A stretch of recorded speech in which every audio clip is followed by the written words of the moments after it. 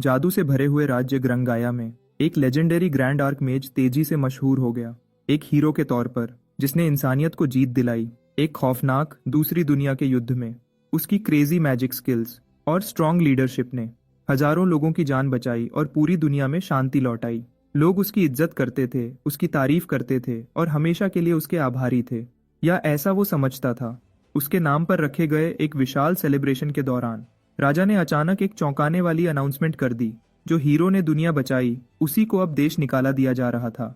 राजा ने उसकी अचीवमेंट्स तो मानी, पर बोला कि आर्कमेज की इतनी ज्यादा पावर अब लोगों को डराती है, खासकर जब शांति वापस आ चुकी है। और बात और भी बड़ी तब हो गई जब उसके वाइन में छुपके से एक सीलिंग ड्रग मिलाई गई और उसके अपने चुने गए एलिमेंटल फॉलोअर्स झूठे आरोपों की वजह से उसके खिलाफ हो गए।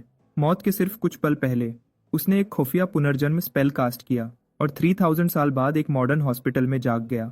उठते ही उसे पता चलता है कि वो एक हाई स्कूल स्टूडेंट के बॉडी में आ गया है, शियोबाना आसुमा। और सबसे शॉक करने वाली बात यह थी कि इस लड़के का नाम भी उसी का नाम था। अलार्म्स बज गए, स्टाफ भाग कर आ गया और सबकी आंखें फट गईं देखकर कि आसुमा बिल्कुल नॉर्मल खड़ा था। उनके हिसाब से यह चमत्कार था, क्योंकि वो तो पौधों की हालत में था बिना किसी उम्मीद के। डॉक्टर उसके कंधे पर हाथ रखने आता है, पर आसुमा तो डीप सोच में खोया हुआ होता है। उसे समझ आ जाता है कि पुनर्जन्म स्पेल काम कर गया है। और सबसे अजीब बात यह थी कि वो स्टाफ की बोली समझ पा रहा था। उसका पहला गोल था इस नई दुनिया की लैंग्वेज और सिस्टम समझना। वो स्टाफ से पूछता है कि यहाँ सबसे बड़ी लाइब्रेरी कहाँ मिलेगी। स्टाफ बताने में हिचकिचाता है, तो असुमा एक नर्स पर माइंड कंट्रोल यूज कर लेता है ताकि वो सही डायरेक्शंस बता दे। असुमा को एक बैग दिखाई देता है और वो पूछता है क्या ये उसका है। नर्स, जो अब उसके कंट्रोल में थी, हाँ बोल देती है। डॉक्टर को बिल्कुल समझ नहीं आता कि वो इतनी आसानी से सब क्यों बता रही है। असुमा अपना बैग उठाता है और बिना पीछे देखे हॉस्पिटल से निकल जाता है। स्टेशन पर उसे अपने बैग में एक स्मार्टफोन मिलता है और क्योंकि वो इसे पहचानता नहीं, वो पास खड़ी लड़की से पूछता है। वो इसे मेटल प्लेट बोलता है, पर लड़की उसे बताती है कि ये स्मार्टफोन है। असुमा फिर अपनी एबिलिटी फोन पर यूज करता है और एनालिसिस ये बताता है कि ये भी एक टाइप का मैजिक डिवाइस ही है जिससे वो कोई भी इन्फो निकाल सकता है, जिसमें वो लाइब्रेरी भी शामिल थी जिसे वो ढूंढ रहा था। थोड़ी देर बाद वो ट्रेन में चढ़ जाता है और फोन को एनालाइज करता रहता है और उसे समझ आ जाता है कि लाइब्रेरी जाने की जरूरत ही नहीं थी, क्योंकि फोन से ही उसने इस दुनिया का बुनियादी ज्ञान समझ लिया। उसे ये भी पता चला कि ये डिवाइस लोगों को दूर तक बात करने या कोई भी इन्फो तुरंत सर्च करने की एबिलिटी देता है। उसे अंदाजा होता है कि उसकी मौत को 3000 साल हो चुके हैं और मैजिक टेक्नोलॉजी पूरी तरह से गिर चुकी है। अब सब कुछ साइंस से चल रहा है, चाहे ये आसान लगता हो। असुमा को ये सब कुछ बेसिक ट्रिक्स ही लगती है। उसे दिख रहा था कि वो वापस उस शांतिपूर्ण दुनिया में आ गया है जिसे बचाने के लिए उसने अपनी जान तक दे दी थी। थोड़ी देर बाद वो उस लड़के के घर पहुंचता है जिसके बॉडी में वो जागा है और उसे पता चलता है कि पूरा परिवार मर चुका है। टेबल पर एक डायरी रखी होती है और जैसे ही वो उसे खोलता है उसे पता चलता है कि लड़का मरना चाहता था, क्योंकि उसके क्लासमेट्स और टीचर भी उसे परेशान करते थे। असुमा को पता चलता है कितना बुरा हाल है जब वह स्मार्टफोन खोलता है देखने के लिए कि लड़का हमेशा बुरी मैसेजेस पाता था। इन मैसेजेस का ज्यादा हिस्सा शिबुया वार्ड मेज ट्रेनिंग हाई स्कूल के ग्रुप चैट से आता था जहां वह पढ़ता था। अगले दिन असुमा स्कूल में आता है, उन लोगों को शॉक कर देता है जो उसे जानते हैं। वे उसके पास आते हैं, पूछते हैं कि क्या वह ठीक है, और ये असुमा को शॉक कर देता है जो पूछता है कि क्या उसे स्कूल में नहीं होना चाहिए। एक स्टूडेंट फिर बताता है कि रिपोर्ट है कि उसने खुद को मारने की कोशिश की क्योंकि वह गुंडागर्दी नहीं सह पा रहा था। असुमा का ऐसे नॉर्मल आना स्टूडेंट्स में सवाल खड़े कर देता है और वह अभी समझने की कोशिश कर रहा है कि क्या हो रहा है जब एक लाल बाल वाला लड़का किरियो तानेउजी और उसका ग्रुप आता है। जैसे ही वह किरियो को देखता है, असुमा समझ जाता है कि वह 3000 साल पहले के उसके एक साथी की औलाद है। किरियो असुमा के पास आता है, कहता है कि उसने पहले ही चेतावनी दी थी एकेडमी में मत आना। किरियो असुमा का मजाक उड़ाता है, पूछता है कि क्या उसकी जादू ने और उसकी याददाश्त खराब कर दी। किरियो असुमा पर जोर से हंसता है, उसे हार मानकर बुलाता है। किरियो के साथी सजेस्ट करते हैं कि उसके साथ खेलें जैसे हमेशा करते हैं। फिर असुमा को समझ आता है कि किरियो ही वह था जिसने दूसरे लड़के को बुरा ट्रीट किया था। यह असुमा को गुस्सा दिला देता है और वह फैसला करता है कि बॉडी में कितनी शक्ति है टेस्ट करे। वह अपना जादू एक्टिव करता है और किरियो के मुंह पर मुक्का मारता है बिना डरे। देखने वाले शॉक्ड हो जाते हैं असुमा को किरियो पर अटैक करते देखकर। किरियो के साथी गुस्से में असुमा पर अटैक करते हैं, लेकिन असुमा को फिक्र नहीं क्योंकि उसके बॉडी में माना अच्छी तरह मैच कर रहा है। असुमा आसानी से अटैकर्स से बच जाता है और उन्हें सिंपल लड़ाई स्किल्स से गिरा देता है। फिर वह माना की ताकत ट्राई करने का फैसला करता है और वह एक पावरफुल जादू की लहर छोड़ता है जो उन्हें जमीन पर गिरा देती है। किरियो गुस्सा है उस शर्मिंदगी से जो असुमा से सहन कर रहा है और गुस्से में हेलफायर कैनन छोड़ता है। स्टूडेंट्स शॉक्ड हो जाते हैं ये देखकर, क्योंकि ये पावरफुल जादू है जो स्कूल में बैंड है। स्टूडेंट्स असुमा को चिल्लाते हैं, कहते हैं अटैक से बच जा वरना मर जाएगा। हैरानी की बात, असुमा 1 इंच नहीं हिलता। और वह पार्टिकल वेल एक्टिव करता है जो जादू को खत्म कर देता है। एसुमा का जादू आग को तोड़ देता है और असूमा खुश है कि उसका स्पेशल जादू अभी भी काम कर रहा है। किरियो शॉक्ड है जब उसकी आग असूमा तक पहुंचने से पहले गायब हो जाती है। देखने वाले स्टूडेंट्स भी कंफ्यूज्ड हैं क्योंकि ये कुछ नया है जो उन्होंने कभी नहीं देखा। असूमा फैसला करता है सीरियस हो जाए और वह किरियो की तरफ दौड़ता है छोड़कर। लड़का डर जाता है क्योंकि उसे उम्मीद नहीं थी कि असूमा जैसा कमजोर लड़का इतनी लड़ाई करेगा। किरियो खुद को और अपने साथियों को बेस्ट मानता है और असूमा को उनके बाल भी छूने नहीं चाहिए थे। गुस्से में किरियो पावरफुल जादू छोड़ता है जो उसके बॉडी को आग में लपेट देता है।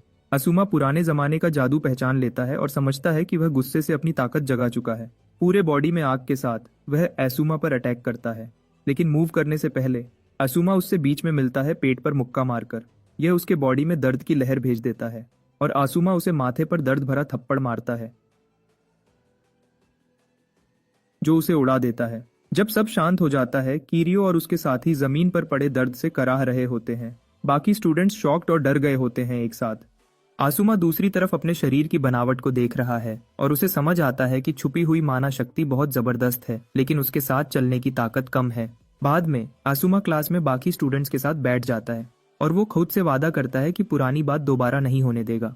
इसके अलावा उसे उन लोगों के बच्चों को माफ करने का बिल्कुल मन नहीं है जिन्होंने उसके साथ धोखा किया था। तभी उसे टेबल पर एक अजीब चीज दिखती है और वो पास बैठी लड़की से पूछता है कि ये क्या है। लड़की शिनोमी अली बताती है कि ये एक टूल है जो नई मैजिकल टेक्नोलॉजी को तेज से चलाने देता है और इसे स्मार्ट रॉड कहते हैं। असूमा को समझ आता है कि नई मैजिकल टेक्नोलॉजी असल में साइंस और जादू का मिला जुला रूप है। असल में 3000 साल पुराने मंत्र को अब एंशिएंट मैजिक कहते हैं और जो लोग करते थे वो खत्म हो गए। साइंस के बढ़ने से मॉडर्न मैजिक स्टैंडर्ड बन गया। मॉडर्न मैजिक थ्योरीज पे बनी है जो असूमा को अजीब लगती है लेकिन बहुत इंटरेस्टिंग भी। अचानक असूमा के दिमाग में ख्याल आता है कि वो अपना अलग सा मिक्स्ड मैजिक बना सकता है मॉडर्न और एंशिएंट मैजिक मिलाकर, और ये सोच उसे बहुत एक्साइटेड कर देती है। टीचर के लेक्चर खत्म होने के बाद असूमा लिली से पूछता है कि आज के क्लासेस खत्म हो गए क्या, लेकिन वो बताती है कि महीने का एक टेस्ट होने वाला है। इस वजह से सब स्कूल के मैदान की तरफ जा रहे हैं। थोड़ी देर बाद वो स्कूल मैदान पहुंच जाते हैं और उनका टीचर जॉर्ज टोटो वेलकम करता है। वो बताता है कि आज का टेस्ट अब तक का सबसे इम्पोर्टेंट है क्योंकि ये जादूगर की प्रॉपर्टी डिसाइड करेगा। वो कहता है कि इसे अच्छे से लो क्योंकि असूमा को अभी बहुत कुछ सीखना बाकी है। वो लिली से एट्रीब्यूट कलर्स के बारे में पूछता है। लिली बताती है कि आग वाले जादूगर लाल होते हैं, पानी वाले नीले होते हैं और अंधेरे वाले काले। लगता है मोन्ना शरीर के माना सर्किट्स से गुजरती है मंत्र डालने के लिए, लेकिन सर्किट्स की कैपेसिटी कम होती है, इसलिए लोग एक ही एलिमेंट से चिपके रहते हैं। ये वो फैसला है जो उनकी स्पेशलिटी तय करती है। थोड़ी देर बाद जॉर्ज असूमा को स्टेज पर बुलाता है। गुस्से वाले चेहरे से पूछता है कि कौन सा एलिमेंट चूज करेगा। कॉन्फिडेंट चेहरे से असूमा जॉर्ज को बताता है कि उसे किसी एलिमेंट में इंटरेस्ट नहीं, वो नो एलिमेंट रहकर ही खुश है। जॉर्ज सोचता है असूमा मजाक कर रहा है, लेकिन असूमा साफ बता देता है कि उसका बिल्कुल इरादा नहीं सिर्फ एक एलिमेंट चूज करने का। ये जॉर्ज को बहुत गुस्सा दिला देता है क्योंकि उसे लगता है असूमा उसका मजाक उड़ा रहा है। बाकी स्टूडेंट्स हैरान हो जाते हैं क्योंकि असूमा नो एलिमेंट चूज कर रहा है। उन्हें यकीन नहीं होता कि वो जानबूझकर कमजोर ऑप्शन ले रहा है। ये असूमा का पहली बार है जब उसे नीट कहा गया और उसे समझ आता है कि मॉडर्न टाइम में बिना रंग वाले जादूगर को नीट कहते हैं, लेकिन वो फिक्र नहीं करता क्योंकि सब गलत समझ रहे हैं। एक तरफ का रास्ता लेना बेवकूफी है क्योंकि बिना रंग रहना ही माना को पूरी तरह यूज करने का सही तरीका है। जॉर्ज शिकायत करता है, पूछता है कि इतना बेकार असूमा एकेडमी में क्यों भर्ती हुआ है। जॉर्ज धमकी देता है कि असूमा को पीटेगा जैसे हमेशा पीटता था। असूमा समझ जाता है कि जॉर्ज वो टीचर है जो पुराने असूमा को हमेशा तंग करता था। जॉर्ज कहता है कि नो एलिमेंट जादूगर में कोई पोटेंशियल नहीं होता, लेकिन असूमा मान नहीं करता और कहता है कि नो एलिमेंट वाले सबसे स्ट्रांग होते हैं। जब जॉर्ज मान नहीं रहा, असूमा कहता है कि थ्योरी को नकली लड़ाई से टेस्ट कर लेते हैं। असूमा तैयार है दिखाने के लिए कि नो एलिमेंट सबसे स्ट्रांग है, लेकिन ये टीचर को और गुस्सा दिला देता है। उसे यकीन नहीं कि असूमा सच में उससे लड़ने की चैलेंज दे रहा है और इस वजह से वो स्टूडेंट्स को बताता है कि प्लान चेंज हो गया। वो बताता है कि आज का टेस्ट में एक नकली लड़ाई होगी बिना किसी रूल के। लिली डर जाती है जब सुनती है कि जॉर्ज डुअल में कोई लिमिट नहीं रख रहा क्योंकि जॉर्ज पूरे टीचर्स में सबसे स्ट्रांग है। लड़ाई शुरू होने से पहले जॉर्ज असूमा को कहता है कि जो भी होगा मुझे ब्लेम मत करना। असूमा आराम से जॉर्ज को कहता है कि तू अपने बारे में फिक्र कर। मैच शुरू हो जाता है और जॉर्ज 2 स्मार्ट रॉड्स निकालता है। कहता है कि एकेडमी में सिर्फ वो ही मल्टीपल एलिमेंट संभाल सकता है। वो 2 अटैक्स मिलाता है, मॉडर्न मैजिक का ब्रेस बॉम्ब और वज्र भाला। सब सोचते हैं असूमा खत्म हो गया क्योंकि अटैक्स सीधे उस पर जा रहे हैं, लेकिन सबकी बड़ी हैरानी के लिए वो आराम से अटैक को बाधा मंत्र से रोक देता है। जॉर्ज डर के मारे देखता रहता है क्योंकि जो कुछ उसके सामने हो रहा है वो बिल्कुल नामुमकिन सा लगता है। जॉर्ज असूमा पर एक और हमला कर देता है, लेकिन वो बिना मेहनत किए उसको रोक देता है। ये देखकर जॉर्ज को और देखने वाले स्टूडेंट्स को बड़ा शौक लगता है। जॉर्ज अपने सारे हमले करने लगता है जो वो कर सकता है, लेकिन आसुमा धीरे धीरे उसके पास चलता जाता है और सारे हमले रोकता रहता है। जॉर्ज डर जाता है और चिल्लाता है असूमा से कि और पास मत आना। असूमा बिना डरे हुए उसके पास जाता है, उसकी स्मार्ट रॉड को तोड़ देता है और फिर हाथ उसके कंधे पर रखकर उस पर दर्द भरा हमला कर देता है। असूमा जॉर्ज से कहता है कि जो कुछ तूने किया सबको बता दे, वरना तुझे मिट्टी बना दूंगा। समझ जाने पर कि असूमा मजाक नहीं कर रहा, जॉर्ज सब कुछ बताने लगता है। वो बताता है कि वो हमेशा आंख बंद करता था जब किरियो और उसका ग्रुप हम पर जुल्म करते थे, तब भी जब असूमा ने उस पर भरोसा किया था, फिर भी उसने असूमा को मारा था इसके लिए। ये सुनकर स्टूडेंट्स को बड़ी हैरानी और निराशा होती है और वो जल्दी से हेडमास्टर को बुलाने दौड़ते हैं। जॉर्ज जमीन पे गिर पड़ता है घुटनों के बल और आसुमा उसको ऊपर से देखता है और पूछता है कि एक कलरलेस जादूगर से हारने का कैसा लग रहा है। जॉर्ज से लड़ाई की वजह से आसुमा क्लास में डरावना बन जाता है क्योंकि अब वो बिल्कुल अलग इंसान लगता है। दिन की क्लास खत्म होने के बाद असूमा फिर लिली की तरफ मुड़ता है उससे बात करने के लिए, जिससे लड़की हैरान हो जाती है। असूमा लिली को पहले की मदद के लिए शुक्रिया कहता है और लिली का चेहरा शर्माने से बिल्कुल लाल हो जाता है। असूमा लिली के लिए और बुरा कर देता है, पास जाकर पूछकर कि क्या वो उसके साथ बाहर जाएगी। ये सुनकर लिली को पूरा शौक लग जाता है। चेहरा बिल्कुल लाल किए हुए वो धीरे से हाँ कह देती है उसके साथ जाने के लिए, लेकिन जल्दी ही उसको समझ आता है कि असूमा का मतलब कुछ और है। वो सिर्फ चाहता है कि वो उसको स्कूल घुमाकर दिखाए और जरूरी जगह बताए जो उसको जानना है। स्कूल घुमाने के बाद असूमा उसकी मदद के लिए शुक्रिया कहता है और वो अपने आप को पूरा बेवकूफ महसूस करती है उम्मीद लगाने के लिए। वो अपने जज्बात छुपा नहीं पाती और वो रोने लगती है। जब तक असूमा पूछता है कि क्या हुआ है, वो जल्दी कहती है कि कुछ नहीं, और अपनी गलती छुपाने के लिए वो असूमा को स्कूल की सबसे अच्छी बिल्डिंग में ले जाती है, मैजिक एनालिसिस रूम। लिली उसको बताती है कि स्टूडेंट्स इस रूम को यूज कर सकते हैं अगर अप्लाई कर लें। असूमा फिर लिली से कहता है कि अब टूर खत्म कर सकती हो क्योंकि सब समझ आ गया है। मदद के लिए शुक्रिया, और वादा करता है कि एक दिन इस मदद का बदला जरूर चुकाएगा। लिली सबसे हैरान हो जाती है, जिससे वो पूछ बैठती है कि क्या ये लड़का सच में असूमा है। वो मानती है कि असूमा आज दिन शुरू होने से बिल्कुल अलग लग रहा है। असूमा मानता है कि शायद अलग लग रहा हूँ क्योंकि कल ही उठा था और यादें थोड़ी उलझी हुई हैं। फिर वो माफी मांगता है उसको परेशान करने के लिए, लेकिन अंदर से असूमा खुश है कि लिली को इतनी जल्दी समझ आ गया कि कुछ गलत लग रहा है। ये बात खत्म होने के बाद लिली चली जाती है और असूमा एनालिसिस रूम में रह जाता है। असूमा कंप्यूटर पे हाथ रखता है और कहता है कि पुरानी और नई मैजिक का एनालिसिस करो। असूमा को पूरा भरोसा है कि कंप्यूटर से वो एक नया और अपना हाइब्रिड मैजिक बना लेगा। असूमा मुस्कुराता है क्योंकि कल यूज करने का इंतजार नहीं हो रहा। अचानक एक लड़का उसके पास आ जाता है और पूछता है कि क्या तू असूमा है। ये असूमा को शौक लगता है क्योंकि उसने उस लड़के की मौजूदगी महसूस ही नहीं की। लड़का अपना परिचय देता है इजुया कताकुरा के रूप में और कहता है कि वो S4 में से एक है। आसुमा को समझ नहीं आता कि S4 का मतलब क्या है और इजुया बताता है कि ये स्ट्रॉन्ग 4 का मतलब है। बेसिकली जो लोग इस ग्रुप में हैं उनको एकेडमी का सबसे मजबूत समझा जाता है और इजुया उनमें से एक है। जोया असूमा से कहता है कि उसने सुना है तूने किराओ को हरा दिया, जो इस ग्रुप का मेंबर भी है। अजुया को सबसे ज्यादा हैरानी ये बात देती है कि वो कलरलेस जादूगर है, लेकिन अजुया मानता है कि असूमा ने किरियो को मारा इसलिए क्योंकि वो उसके कामों को पसंद नहीं करता। इस वजह से इजुया असूमा से कहता है कि मुझे अच्छा लगेगा अगर हम दोस्त बन जाएं। वो बड़ी मुस्कुराहट के साथ असूमा की तरफ हाथ बढ़ाता है और असूमा एक पल के लिए सोचता है, फिर उसके हाथ को पकड़कर मिलाता है और डील मान लेता है। हाथ मिलाते वक्त असूमा को महसूस होता है कि इजुया ने उस पर कोई हल्का सा मंत्र डाल दिया है और वो सोचता है कि ये ट्रैकिंग मंत्र है। इस बात पर गुस्सा होने की बजाय वो इम्प्रेस्ड हो जाता है क्योंकि इजुया मॉडर्न मैजिक को बिना स्मार्ट रॉड के नेचुरली ढालना कर सकता है और ऊपर से साफ दिखता है कि वो उसके पुराने साथी विंड के जादूगर का वंशज है। हाथ मिलाने के बाद इजुया मुड़कर चले जाने के लिए हो जाता है और असूमा ब्राइटली मुस्कुराता है क्योंकि वो बेसिकली चैलेंज एक्सेप्ट कर रहा है। अगली दिन असूमा फैकल्टी रूम जाता है एनालिसिस रूम की बुकिंग करवाने और उसको 1 घंटे का टाइम मिला है, 3 PM से 4 PM तक। उस दिन लेक्चर में असूमा ध्यान नहीं लगा पाता क्योंकि वो मैजिक एनालिसिस रूम जाने के लिए बेकरार है। स्कूल खत्म होते ही वो सीधा उस रूम की तरफ चला जाता है। असूमा एंशिएंट मैजिक पर फोकस करता है, ग्रैंड पैनल, जो एंशिएंट मैजिक की एक तरह है जो वो पहले के टाइम में यूज करता था। ये एक तरीका है जिसमें माना एटमॉस्फेयर से लिया जाता है और फिर बॉडी के अंदर माना फ्रेम में जमा किया जाता है। जब जादूगर को ये डिसाइड हो जाता है कि कौन सा मैजिक चलाना है तो माना फ्रेम से एग्जीक्यूशन फ्रेम में भेजा जाता है और मैजिक सर्कल उस अनस्टेबल प्रोसेस को एक फिक्स्ड पैटर्न में बदल देता है। बेसिकली मैजिक सर्कल जितना साफ और सुंदर होता है उतनी ही जादूगर की स्किल अच्छी होती है। माना ढालने वाले के बनाए मैजिक सर्कल से गुजरता है और जब वहां से निकलकर बाहर आता है तो मैजिक काम शुरू कर देता है। एंशिएंट मैजिक सिर्फ उन लोगों के लिए है जो चुने गए होते हैं, क्योंकि बिना मैजिकल टैलेंट के बॉडी में माना को साफ नहीं किया जा सकता। लेकिन आजकल के टाइम में बात अलग लगती है क्योंकि अंदर का माना फ्रेम और एग्जीक्यूशन फ्रेम को माना सर्किट नाम के हिस्से से बदल दिया गया है। स्मार्ट रॉड के बनने की वजह से स्मार्ट रॉड खुद ही माना को बॉडी के माना सर्किट में डालता है और नकली मैजिक सर्कल बनाकर मंत्र चला देता है। सिंपल बात यह है कि उन्होंने एक ऐसा तरीका बना लिया जिससे बिना किसी खास टैलेंट के भी मैजिक चल सकता है। लेकिन इस तरीके को मशीन जैसा बनाने से मैजिक की ताकत पुराने मैजिक से कम हो गई और जैसे सोचा था बिना स्मार्ट रॉड के मैजिक चलाना मुमकिन ही नहीं। इन सब बातों से असुमा समझ जाता है कि पुराने और नए तरीके को मिलाकर हाइब्रिड मैजिक बनाना असली मकसद है। लेकिन ये करने के लिए उसको मॉडर्न मैजिक को पूरी तरह से सीखना पड़ेगा ताकि वो सब गुण को जीत सके। वो क्वांटम कंप्यूटर से अपने सोचे हुए हाइब्रिड मैजिक के बेसिक कैलकुलेशंस करवाने का प्लान बनाता है। असुमा डेटा डाल देता है और काम खत्म करने के बाद वो सोचता है कि कुछ पी कर आता हूँ और रिजल्ट का इंतजार करता हूँ।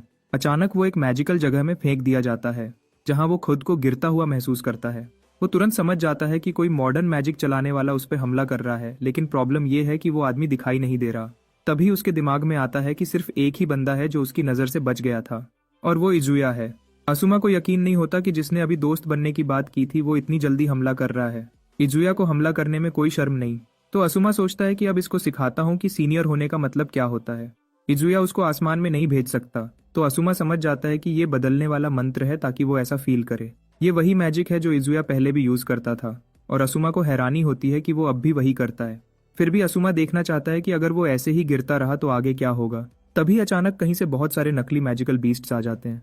आसुमा को मजबूर होकर एक मंत्र डालना पड़ता है और उसे समझ आता है कि अगर वो इजुया के छुपने की जगह नहीं पता करेगा तो वो सिर्फ डिफेंड करते रहेगा।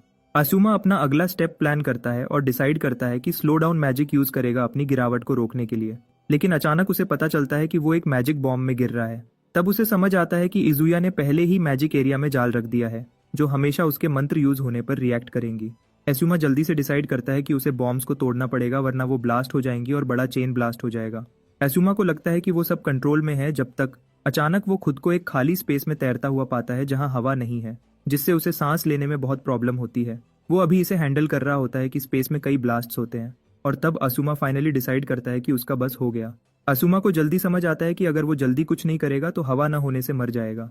ऊपर से मैजिक स्पेस की बनावट बहुत केयरफुली है जैसे कोई आर्ट का पीस, क्योंकि उसे इजुया का तरीका पता है। उसे यकीन है कि वो कहीं पास छुपकर देख रहा है ताकि उसकी डेथ देख सके। इसका मतलब स्पेस अपने आप नहीं चल रहा, इजुया जरूर पास में है और खिड़की से देख रहा है। एसुमा डिसाइड करता है कि उसका बाहर निकलने का रास्ता वो खिड़की ढूंढना है और वो खुद को फुल फोकस मोड में डाल देता है। इजुया को लगता है कि असुमा फाइनली हार मान रहा है, लेकिन वो रुकने को तैयार नहीं। इजुया को लगता है कि असुमा फाइनली हार मान रहा है, लेकिन साथ ही वो पीछे हटना नहीं चाहता। अचानक एक बड़ा ब्लास्ट स्पेस को हिलाता है और ये असुमा की वजह से है। असुमा अपना सारा फोकस्ड पावर अपने अटैक में डाल रहा है और एक बार में रिलीज कर देता है। इजुया शॉक्ड हो जाता है ये देखकर, लेकिन असुमा नहीं रुकता। वो अपना बड़ा मैजिक सर्कल और बड़ा करता रहता है। उसका प्लान है स्पेस में गलत चीज को दिखाना और इजुया के वॉचिंग स्पॉट को खोज करना। कुछ टाइम ये करने के बाद वो फाइनली इजुया को खोज कर लेता है और बिना टाइम वेस्ट किए स्पेस की वीकनेस यूज करता है। वो अपना खुद का मैजिक तोड़ देता है और खुद को मैजिक रूम में वापस पाता है। इससे वो कंफर्म करता है कि इजुया माइंड ट्रिक मैजिक यूज कर रहा था। असुमा फिर रूम से बाहर निकल जाता है। इजुया को बैठा हुआ पाता है। असुमा उसके पास जाकर पूछता है कि पहले तूने कहा था हम फ्रेंड्स बनेंगे, तो अब मुझे हर्ट क्यों करना चाहता है। इजुया एक्साइटमेंट से खड़ा हो जाता है, कहता है तू बिल्कुल वैसा ही है जैसा मैंने सोचा था। इजुया बात करता है कि फेक मैजिक तोड़ना और बिना बोले फ्लोटिंग मैजिक यूज करना तेरे लिए कितना ईजी था। इजुया असुमा से कहता है कि तू एक अच्छा इंसान है जो ये कर सका। इजुया खुशी से इधर उधर घूमता हुआ असुमा की कौशल को दुनिया के बेस्ट आर्ट से कंपेयर करता है। वो असुमा से कहता है कि तू ग्रेट है और वो तेरे जादुई रास्ते को जानना चाहता है। अचानक इजुया का फेस बदल जाता है और वो असुमा से कहता है कि उसे सबसे ज्यादा पसंद है सुंदर चीजों को टूटते देखना। असुमा कुछ करने से पहले ही उसे पता चलता है कि इजुया फिर से आगे निकल गया और वो उसके एक और जाल में फंस गया। इजुया फिर अपना मैजिक मंत्र स्टार्ट करता है, मीटियर फॉल, और नीचे से कई बिल्डिंग चीजें फ्लोट होकर ऊपर उड़ती हैं और असुमा पर गिरने लगती हैं ताकि उसे बुरी तरह से हर्ट कर सकें। इतनी तेज चीजों के आने पर भी असुमा शांत रहता है। उनके गिरने से पहले ही वो शील्ड बना लेता है उन्हें रोकने के लिए, लेकिन इजुया उसका मजाक उड़ाता है, कहता है देखना चाहता हूँ कि तू कितनी देर तक रुकेगा। इजुया और ज्यादा चीजें असुमा पर फेंकता रहता है, जिससे उसे बचने के लिए मूव करना पड़ता है और बिना डाउट के उसे पता चल जाता है कि इजुया उसे कॉर्नर में फंसाने की कोशिश कर रहा है। असुमा को पता चलने से पहले ही वो खुद को बिल्डिंग चीजों के बीच में पाता है जो उसे खत्म करने के लिए रेडी है। असुमा अभी भी पकड़ा हुआ है, लेकिन इजुया उसका मजाक उड़ाता है, कहता है कि तू तो अभी से हार मान रहा है। इजुया बात को और आगे बढ़ाता है, एक एयरप्लेन को असुमा की जगह की तरफ खींचकर। इजुया हवा में अपनी ताकत दिखाता है और असुमा से कहता है कि तू मेरी दुनिया में है। इजुया कहता है कि वो देखना चाहता है कि असुमा उसके नए हमले को कैसे रोकेगा। असुमा अपना हाथ ऊपर उठाता है, लेकिन साथ ही अपना ध्यान आसपास की चीजों पर रखता है। इधर इजुया सोच रहा है कि उसे सुई से मार देगा, लेकिन जैसे ही वो सुई असुमा पर फेंकता है, वो एयरप्लेन को बचाने वाला जादू खत्म कर देता है। ये देखकर असुमा हैरान हो जाता है और वो एयरप्लेन को गिरते हुए देखता है, लेकिन ये तो सिर्फ धोखा था, असली हमला सुई था। असुमा ये समझ जाता है और वो सुई को आसानी से पकड़ लेता है। असुमा उसका मजाक उड़ाता है, कहता है कि मैं तेरी सारी चाल समझ गया हूँ। असुमा समझाता है कि वो जादू जो हवा से चीजें गिराता था वो सिर्फ धोखा था। इजुया ने असली चीजें जैसे खंभे और मेटल की प्लेटें गिराई थीं। फिर उसके बाद एक नकली एयरप्लेन दिखाया ताकि ध्यान भटक जाए। जब असुमा का ध्यान भटका तब उसने जादू वाली सुई फेंकी जो दिमाग को खराब करने वाली थी। ये थी इजुया की असली चाल। असुमा मुस्कुराता है क्योंकि इजुया का वो बड़ा उल्का गिरने वाला हमला भी सिर्फ धोखा था। असुमा इजुया की मेहनत की तारीफ करता है, लेकिन कहता है कि जो भी तू करेगा मेरे सामने बेकार है। इजुया इस बात पे लड़ता है, कहता है कि ऐसा हो ही नहीं सकता कि असुमा उसके जादू को समझ गया, क्योंकि उसका जादू चलता है बिना किसी को पता चले। इजुया कहता है ये सिर्फ तब मुमकिन है अगर वो 3000 साल पहले का लेजेंडरी जादूगर हो। तभी असुमा उससे कहता है कि तेरा जादू बहुत अच्छा था, इसलिए मैं लड़ाई को धीरे से खत्म करूंगा। वो इतनी तेजी से इजुया की तरफ दौड़ता है कि वो रिएक्ट ही नहीं कर पाता और कहता है कि तूने मेरे सामने ज्यादा जादू यूज किया, इससे मुझे मौका मिला तेरा जादू समझने का। असुमा अपना हाथ इजुया के सीने पर रखता है और एक जादू का गोला घुमा देता है जो पूरे शरीर में दर्द की लहर भेजता है। जादू का असर शुरू हो जाता है और इजुया दर्द से चिल्लाता है, फिर बेहोश हो जाता है। असुमा उसके ऊपर खड़ा मुस्कुराता है क्योंकि उसने लड़ाई जीत ली। जब इजुया बेहोश था, वो अपने 3000 साल पहले के पूर्वज के बारे में सपना देखता है। वो उस टाइम असुमा के काफी करीब था और असुमा को एक कमाल का इंसान मानता था, भले ही वो असुमा के करीब था। इजुया बाकी टीम से दूर रहता था, हमेशा उनसे बचता था। केरियो सोचता है कि इजुया शर्माता है, लेकिन दूसरा साथी कहता है कि शायद इजुया को वो पसंद ही नहीं। ऐसा लगता है इजुया दूसरों से नहीं बनता क्योंकि वो आर्ट को पसंद नहीं करते और इजुया ऐसे लोगों से घुल मिल नहीं सकता। जब उसका और असुमा का रिश्ता बहुत अच्छा हो रहा था, अचानक उसे एक साथी बताता है कि राजा ने एक हुक्म जारी किया है इस बात पर कि असुमा देशद्रोही है। इजुया ये मानना नहीं चाहता क्योंकि उसे लगता है असुमा ऐसा कर ही नहीं सकता। उसका साथी कहता है कि ये सच है क्योंकि राजा को आगे की बातें देखने की ताकत है और वो कभी गलत नहीं होता। ये सुनकर इजुया का दिल टूट जाता है क्योंकि वो असुमा को एक कमाल का इंसान मानता था और वो सोचता है कि उसने सब कुछ क्यों खतरे में डाला देशद्रोह करने के लिए। इजुया ये सब सोच ही रहा था कि वो हॉस्पिटल में जाग जाता है, क्योंकि इजुया ने ये सब खुद नहीं देखा था।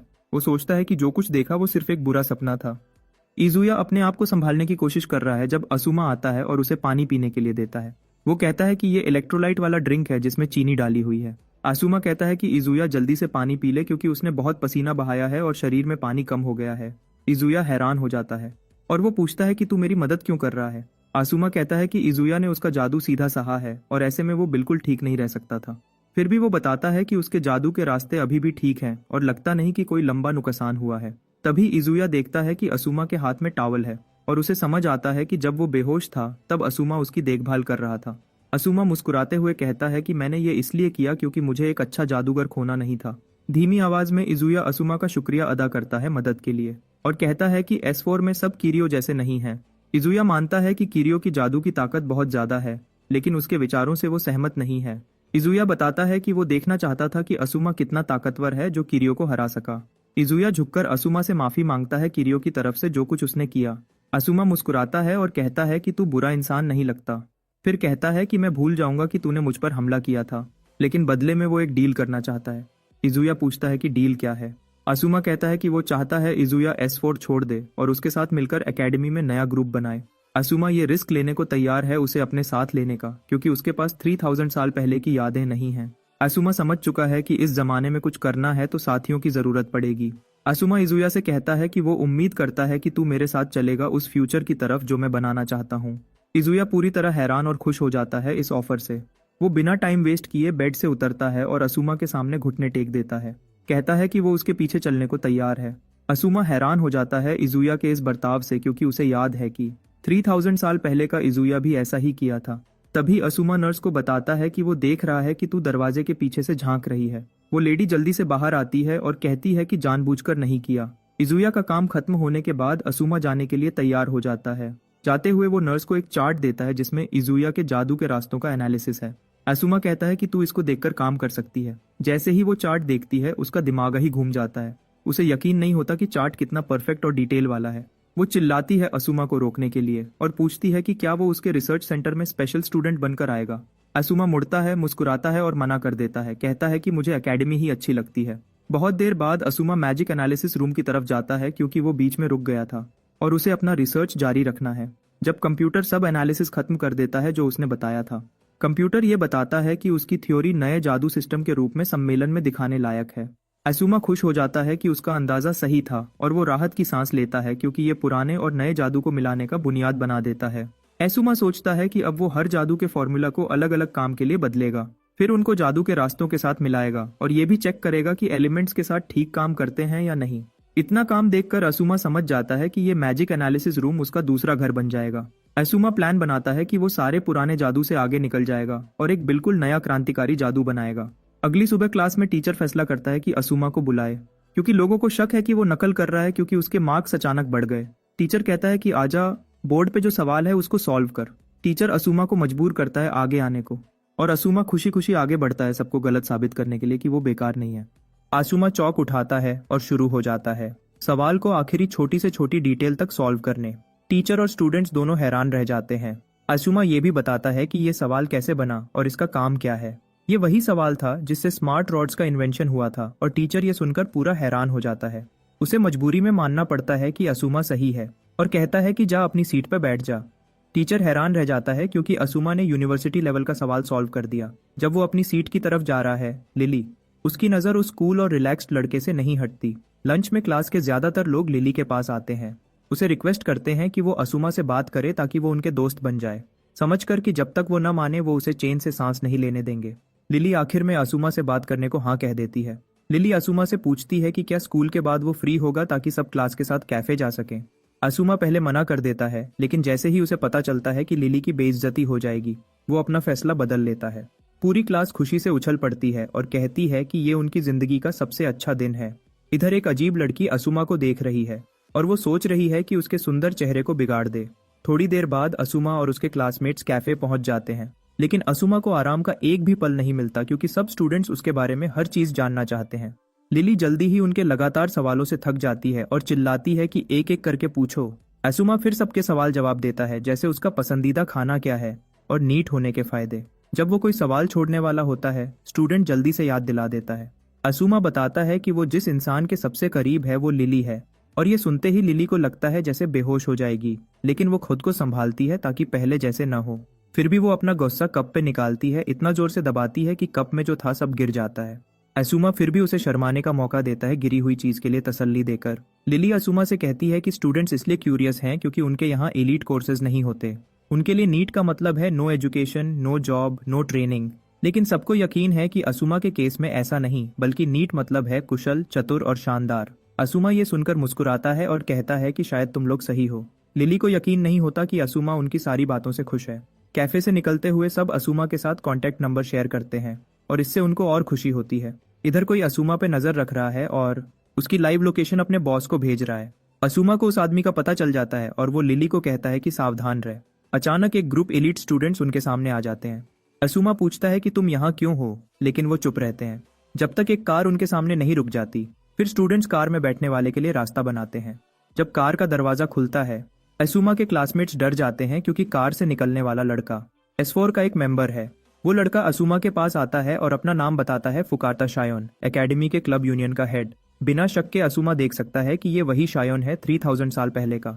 शायोन असुमा से कहता है कि उसने सुना कि तूने इजुया की मदद की और ग्रुप को एहसान के बोझ में नहीं रहना, इसलिए वो असुमा को मैजिक ड्यूएल के लिए चैलेंज करता है। लिली ये सुनकर हैरान हो जाती है और असुमा मुड़कर उससे पूछता है कि क्या उसे पता है मैजिक ड्यूएल क्या होता है। लिली को बहुत डर लगता है जब उसे समझ आता है कि असुमा को जैक के बारे में कुछ नहीं पता और वो उसके कान में धीरे से बताती है कि मैजिक ड्यूएल क्या चीज है। जब असुमा को जवाब देने में देर लगती है, शायोन अपना डरावना लड़ाई का जज्बा निकालता है असुमा को डराने के लिए। असुमा उस जज्बे को देखता है और समझ जाता है कि ये लड़ने की स्पिरिट है जो उस पर निशाना बनी हुई है और बाकी क्लासमेट्स पर भी। असुमा को एहसास होता है कि शायोन बंधकों को भी पकड़ सकता है बस ड्यूएल मनवाने के लिए, क्योंकि ये असुमा के लिए एक मजेदार मौका है। वो ड्यूएल मान जाता है। जैसे ही वो ड्यूएल के लिए हाँ कहता है, शायोन अपनी तलवार निकालता है और असुमा से कहता है कि ड्यूएल कल सुबह एकेडमी के बीच वाले अरीना में होगा। असुमा मुस्कुराता है क्योंकि उसे बिल्कुल फिक्र नहीं और वो शायोन को दिखाने के लिए तैयार है कि वो उससे कितना बेहतर है। बाद में असुमा को एक साफ सपना आता है और सपने के अंदर से वो अपने मन के गहरे हिस्से में जाता है। असुमा को ये बड़ा मौका लगता है पुराने शरीर के मालिक के बारे में जानने का। उसे याद आता है कि जब वो इस शरीर में आया था थोड़ी सी बची हुई माना शरीर के मैजिक सर्किट्स में थी जिसको उसने छुआ नहीं। वो सोचता है कि उस माना को देखकर पुराने मालिक के ख्याल पड़ सकता है। उसे लगता है कि पुराने असुमा का थोड़ा सा हिस्सा उसके ख्यालों में होगा। ये करने के लिए उसे अपनी रूह निकालने के लिए मैजिक चाहिए, लेकिन उसे याद आता है कि ऐसी कोई पुरानी मैजिक नहीं है। अपने जीनियस होने की वजह से वो खुद एक नई मैजिक बनाने का फैसला करता है। वो आइडिया पर कूद जाता है और सब कुछ जोड़कर बनाने लगता है और वो कर लेता है। वो मुस्कुराता है क्योंकि वो मन के अंदर नई मैजिक बना रहा है। असुमा को पूरा भरोसा है कि वो ही ऐसा करने वाला है। जैसे सोचा था, असुमा कामयाब हो जाता है और शरीर के ख्याल निकाल लेता है। छोटा असुमा डर जाता है जब अपने जैसे ही एक नखल को सामने देखता है और पूछता है कि ये कहाँ है, लेकिन उसका सर दर्द करने लगता है और वो दर्द से घुटनों पर गिर जाता है। असुमा समझ जाता है कि छोटे असुमा और शरीर के बीच यादें मिलने शुरू हो गई हैं। सारी यादें आने लगती हैं और असुमा को पता चलता है कि उसने अपने कमरे में खुद को मारने की कोशिश की थी, इसलिए बेहोश हो गया। उसके बाद हॉस्पिटल में गया और कोमा में चला गया जिससे वो नहीं उठने वाला था। वो असुमा से पूछता है कि जो देखा वो सही है और असुमा हाँ कहता है। वो बताता है कि अभी उसका शरीर उधार पे ले रहा है और माफी मांगता है, लेकिन छोटे लड़के को ऐतराज नहीं क्योंकि बिना इसके वो कोमा में ही रहता। छोटा असुमा पूछता है कि 3000 साल पहले का इंसान उसके शरीर में क्यों आया। असुमा धीरे से समझाता है और जब समझाता है छोटा असुमा पागल होने के करीब हो जाता है। असुमा केरियो और टीचर के तंग करने की कहानी भी बताता है, लेकिन असुमा उनको पहले ही हरा चुका है और दूसरे मजबूत दुश्मनों को भी। असुमा बताता है कि ये सब शरीर की हिफाजत के लिए कर रहा है। छोटा असुमा हैरान हो जाता है कि वो स्कूल में छोटी सी मशहूर शख्सियत बन जाता, लेकिन अब उसे फिक्र नहीं क्योंकि वो मर चुका है। छोटा असुमा बताता है कि अब उसे सब याद आ गया कि कैसे हुआ। जब वो कोमा में था एक उल्का बारिश गुजरी और उल्के एक बड़े काले सुराख में खींचे जा रहे थे, लेकिन काले सुराख के अंदर एक छोटी रोशनी थी जो उसकी नजर में आई। वो बताता है कि रोशनी झिलमिला रही थी जैसे लड़ रही हो और उसने उस रोशनी की जगह लेने का फैसला किया। छोटा असुमा अंदर कूद गया और गिरता ही चला गया।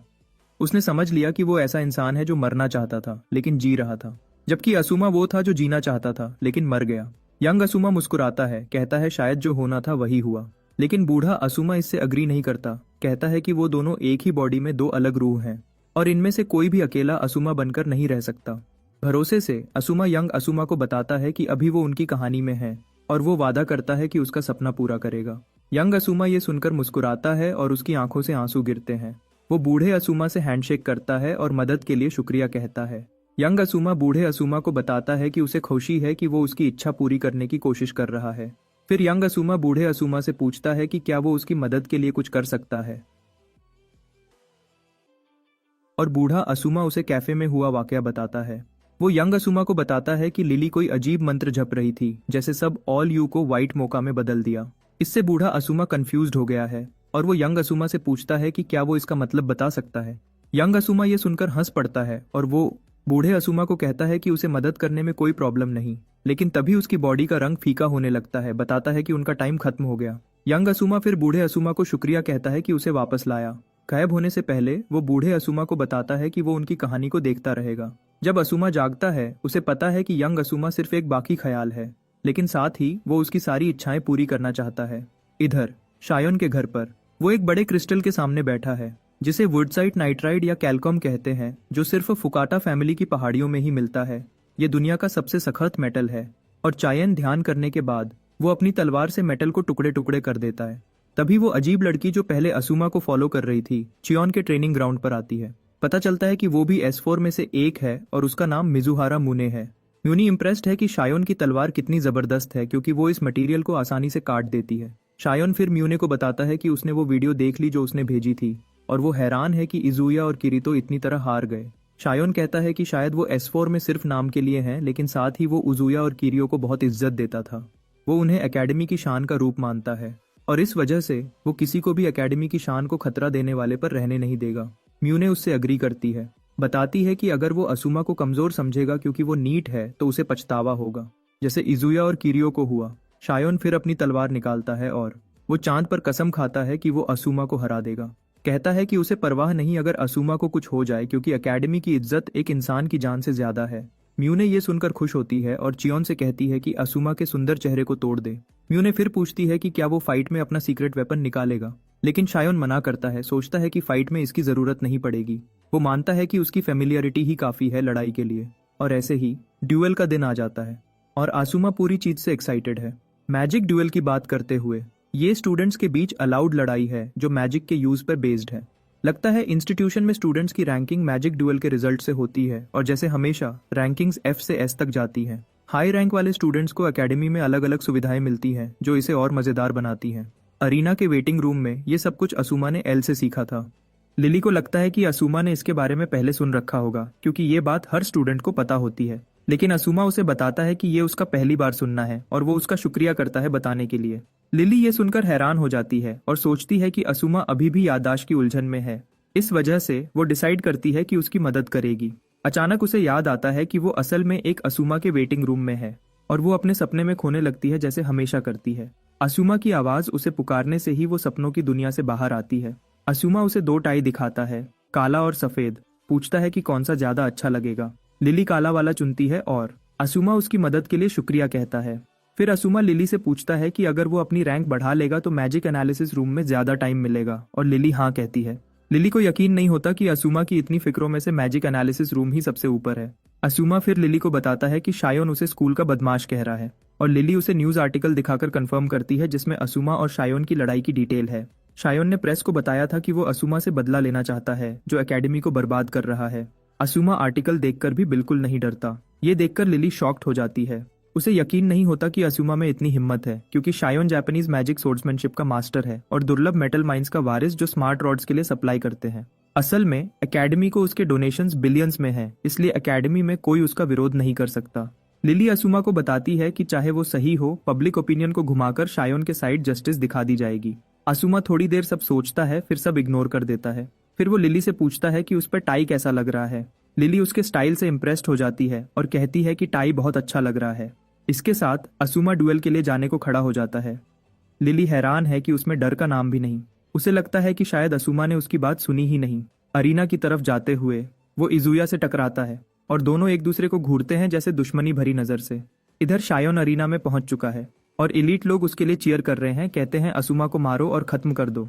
थोड़ी देर बाद असुमा भी वहां आ जाता है। शायोन उसकी तारीफ करता है कि वो भागा नहीं और असुमा इस बात के लिए शुक्रिया कहता है।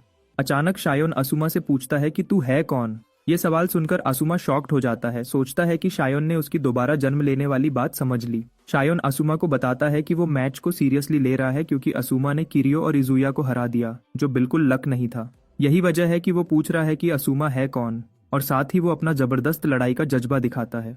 असुमा इस दबाव में भी बिल्कुल नहीं घबराता और सीधा कहता है कि वो असुमा है। शायोन इम्प्रेस्ड होता है कि असुमा उसके जज्बे से भी नहीं डरा और बताता है कि वो उसे कमजोर नहीं समझेगा।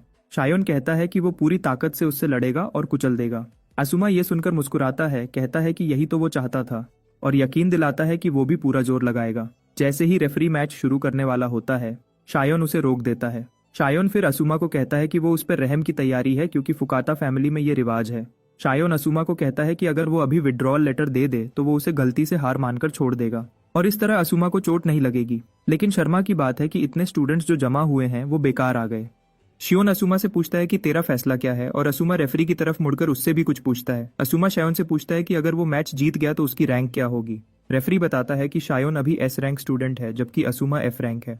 इसका मतलब अगर असुमा ड्यूएल जीत गया तो वो सीधा A रैंक पर पहुंच जाएगा। ये सुनकर असुमा शायोन की तरफ मुड़ता है और कहता है कि वो मैच से पीछे हट जाएगा अगर शायोन उसकी रैंक F से S कर दे। असुमा बात पूरी करता है कि इस तरह शायोन को भी चोट नहीं लगेगी। जैसे ही वो ये कहता है, शायोन का गुस्सा पूरे रूम में फैल जाता है। शायोन असुमा को कहता है कि बहुत दिन बाद किसी ने उसके सामने इतनी बेइज्जती की है। असुमा की इस बदतमीजी की वजह से शायोन उसे यकीन दिलाता है कि अब वो माफ नहीं करेगा, चाहे रोए या हाथ जोड़े, बल्कि वो असुमा को पूरी तरह पीटकर कचरा बना देगा। असुमा उसे और छेड़ता है, कहता है कि आ जा पूरा जोर लगाकर। शायोन गुस्से में रेफरी से कहता है कि मैच शुरू करो और क्योंकि शायोन उसके पुराने जन्म का साथी है, असुमा जानता है कि वो रुक नहीं सकता वरना हार जाएगा। असुमा का प्लान है कि शुरू से ही पुरानी मैजिक की पूरी ताकत यूज करेगा। असुमा अपना मैजिक सर्कल दिखाता है। पूरा रूम हैरान हो जाता है क्योंकि उन्होंने असुमा जैसा मैजिक सर्कल पहले कभी नहीं देखा। असुमा शायोन पर मैजिक ब्लास्ट फेंकता है लेकिन उससे पहले ही वो रोक दिया जाता है। पता चलता है कि शायोन ऑटो इंटरसेप्ट अर्थ मैजिक यूज कर रहा है। असुमा हैरान नहीं होता क्योंकि ये उसके पुराने रूप में भी ऐसा ही होता था। शायोन असुमा को कहता है कि तेरी ये अनजानी मैजिक उस पर काम नहीं करेगी। शायोन अपनी तलवार पकड़ता है। असुमा को कहता है कि वो लड़ाई एक ही बार में खत्म करने को तैयार है। असुमा तलवार देखकर दंग रह जाता है। क्योंकि ये स्मार्ट रॉड और सच्ची तलवार दोनों का काम कर रही है। एसुमा शायोन को अटैक बनाते देखकर उसकी काउंटर स्ट्रैटेजी समझ जाता है। एसुमा इम्प्रेस्ड होता है और वो शायोन के इस मजबूत स्पेस को तोड़ने की तैयारी करता है। शायोन के लिए असुमा एक अचानक आया गड़बड़ करने वाला है। वो उसे स्कूल की शांति बिगाड़ने वाला गंदा कीड़ा मानता है, इसलिए ये बर्दाश्त नहीं करेगा। शायोन को पूरा भरोसा है कि असुमा उसके अटैक को रोक नहीं पाएगा और स्टूडेंट्स भी शायोन के खतरनाक मूव देखने के लिए एक्साइटेड हैं। असुमा के लिए और बुरा ये कि वो शायोन की मैजिक में फंस गया है ताकि भाग न सके। जैसे ही शायोन को पता चलता है कि असुमा फंसा हुआ है, वो अपना अटैक चला देता है। यूने हैरानी से देखती है, सोचती है कि असुमा क्या करेगा, क्योंकि शायोन की ये वार दुनिया के सबसे सख्त चीज को भी काट सकती है। जैसे ही वो वार असुमा की तरफ आती है, असुमा अपनी टाई उतार देता है, कहता है कि अब मजाक बंद। फिर वो टाई पर सख्त मंत्र डालता है, जिससे वो सख्त पत्थर जैसी हो जाती है। इससे वो शायोन के अटैक को रोक देता है और तोड़ भी देता है। ये देखकर शायोन शॉक्ड हो जाता है और रूम में सब लोग हैरान रह जाते हैं, क्योंकि असुमा ने सिर्फ टाई से इतना खतरनाक अटैक रोक दिया। शायोन ने वैनिशिंग मैजिक चलाकर अपनी रिस्ट्रिक्शन मैजिक खत्म कर दी। जैसे ही वो आजाद होता है, असुमा गायब हो जाता है, जिससे शायोन की रीढ़ की हड्डी में सर्दी दौड़ जाती है। इधर असुमा काउंटर अटैक की तैयारी कर रहा है और शायोन सिर्फ सोचकर ही घबरा जाता है, समझकर कि असुमा कहीं नहीं दिखता। शायोन अपने मजबूत स्पेस को और स्ट्रांग बना देता है, अटैक के लिए तैयार। असुमा अचानक उसके पीछे आ जाता है और जैसे ही वो अपना वार करने वाला होता है, ऑटो इंटरसेप्ट सिस्टम फिर से काम करता है। जमीन के नीचे से एक बड़ी हाथ निकलती है और असुमा के अटैक को रोक देती है, जिससे शायोन को पूरा टाइम मिल जाता है अपनी वार असुमा की तरफ भेजने के लिए। लेकिन असुमा उस वार से बच जाता है और अपनी तलवार फेंककर शायोन पर हमला कर देता है। शायोन को लगता है कि असुमा ये करके अपनी मौत को दावत दे रहा है, लेकिन असुमा उसे शॉक कर देता है पार्टिकल डिसिपेशन मंत्र को चालू रखकर। ये मंत्र रास्ते में आने वाली हर चीज को पिघला देता है, जाते हुए शायोन तक। जैसे ही वो शायोन के पास पहुंचता है, वो दूसरी तलवार निकालता है और पूरे जोर से शायोन पर वार करता है। लिली ये देखकर हैरान रह जाती है और उसे समझ आता है कि असुमा ने दूसरी टाई भी रखी थी। शायोन असुमा की जबरदस्त ताकत से लड़ते हुए परेशान हो जाता है, लेकिन असुमा उसकी तारीफ करता है कि वो टिका हुआ है, क्योंकि उसका प्लान था एक ही वॉर में लड़ाई खत्म करने का। शायोन भी मानता है कि असुमा पहला है जो उसके इतने करीब पहुंचा और इस वजह से वो पहली बार अपनी सीक्रेट सोर्ड टेक्निक दिखाने वाला है। तभी शायोन अपनी मैजिक सोर्ड चला देता है, धुंधला फुल मून जो चमकदार रोशनी निकालती है। असुमा उसे रोक नहीं पाता और शायोन का सीधा वार लगता है उसके सीने पर। म्यून मुस्कुराती है, क्योंकि ये sword technique disrupting magic sword और पियर्सिंग मैजिक सोर्ड को मिलाकर बनी है और ये वो भी नहीं बच सकती। वॉर सीधा उसके सीने में लगता है, जिससे एटॉमिक डैमेज की लहरें असुमा के बॉडी में फैल जाती हैं। असुमा हिल नहीं पाता और जमीन पर गिर पड़ता है, जिससे लिली दर्द और मायूसी से चिल्लाती है। असुमा बिल्कुल भी हिल नहीं रहा। शायोन को फिक्र होती है कि असुमा मर गया क्योंकि उसने वॉर में ज्यादा ताकत डाल दी। शायोन रेफरी से कहता है कि असुमा को चेक करो और वो जल्दी से जाता है। शायोन तैयार है असुमा की मौत की सजा एक्सेप्ट करने को, ये कहकर कि गलती से हो गया। अचानक असुमा ज़ॉम्बी की तरह खड़ा हो जाता है और वो दिखता बहुत डरावना है। शायोन हैरान है, क्योंकि असुमा को उसकी सीक्रेट टेक्निक सहन नहीं करनी चाहिए थी। असुमा फिर शायोन को कहता है कि शुरू से गलत था, क्योंकि वो सोचता था कि पूरा जोर लगा रहा है, लेकिन असल में वो बेख्तियार शायोन को कमजोर समझ रहा था। लेकिन अब वापस आकर असुमा उसके साथ सीरियस होने को तैयार है। असुमा शायोन की तरफ चलता है और शायोन घबराकर फिर से सीक्रेट सोर्ड टेक्निक यूज करने की तैयारी करता है। असुमा जानता है कि उसके बॉडी का माना बहुत ज्यादा है, लेकिन स्टैमिना में कमी नहीं। वो समझ जाता है कि शायोन का पहला अटैक मारने वाला था और चीजें लंबा न खींचे, वो लड़ाई जल्दी खत्म करने का प्लान बनाता है। असुमा का प्लान है मैजिक सर्कल में माना को संकुचित करना, इतना कि लिमिट तक पहुंच जाए ताकि थोड़ी देर के लिए बॉडी की ताकत बढ़ जाए। चाहे पहली बार कर रहा था, लेकिन आसानी से कर लेता है। उसके बॉडी से जबरदस्त रोशनी निकलती है। असुमा शुक्र अदा करता है कि उसके सामने मजबूत दुश्मन है, क्योंकि इससे उसे बैटलफील्ड पर ही नई चीजें बनाने और ट्राई करने का मौका मिला। जब असुमा ये सब सोच रहा होता है, शायोन इसे मौका समझकर उस पर हमला करने की सोचता है। शायोन खत्म करने वाला वॉर करने वाला होता है, लेकिन उससे पहले असुमा उसके पीछे आ जाता है। शायोन हैरान रह जाता है कि ये बंदा इतनी तेजी कैसे पा गया, सोचता है कि इंसान ऐसी स्पीड कैसे कर सकता है। फिर भी उसे लगता है कि अभी भी उसका सीक्रेट वेपन बाकी है और वो अपना परिचित निकाल देता है। उसका परिचित नीचे से निकलता है और असुमा की टांग पकड़ लेता है। शायोन को लगता है कि उसने असुमा की हिलना बंद कर दिया है, लेकिन असुमा उसे हैरान कर देता है, परिचित को सिर्फ एक हाथ से खींचकर बाहर निकालकर। असुमा उसे दूर फेंक देता है जैसे कागज हो, फिर जादू मंत्र से उसे खत्म कर देता है। पूरा रूम हैरान रह जाता है। असुमा शायोन को बताता है कि अब तेरा ऑटोमेटिक अवरोधन का ऑप्शन खत्म हो गया, क्योंकि उसने तेरा परिचित मार दिया। शायोन ये देखकर कांप जाता है। असुमा उसकी तरफ चलता है, कहता है कि अब खत्म। शायोन को यकीन नहीं होता जो उसके सामने हो रहा है, क्योंकि वो जापान का सबसे टॉप तलवारबाज है। लेकिन वो हार नहीं मान रहा और पूरे जोर से चिल्लाता है अपना आखिरी ऑप्शन बुलाने के लिए। 3000 साल पहले असुमा ने शायन को नई जादू बनाते देखा था जो इंसान के अंदर छुपी ताकत बाहर निकालती है। शायन असुमा को बताता है कि ये माना को 10 गुना बढ़ा सकती है। असुमा इम्प्रेस्ड होता है, लेकिन शायन कहता है कि इसका साइड इफेक्ट है।